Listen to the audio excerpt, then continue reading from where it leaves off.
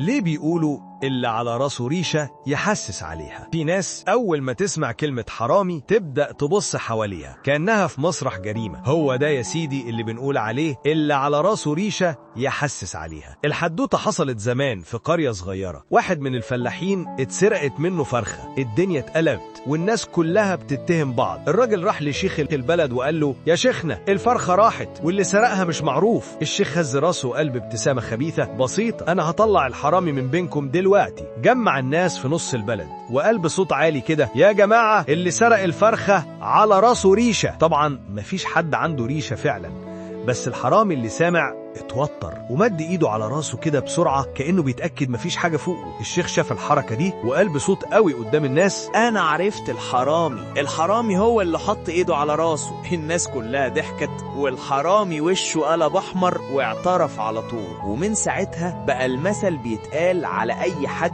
بيفضح نفسه بنفسه. يعني محدش كان واخد بالك منك، بس أول ما حسيت على دماغك الكل عرفك. فلو سمعت كلمة وجعتك من غير ما حد يقصدك، يبقى الريشة لسه فوق راسك. ويلا أشوفكم في حكاية مثل جديد، وصدقني الجاي أغرب.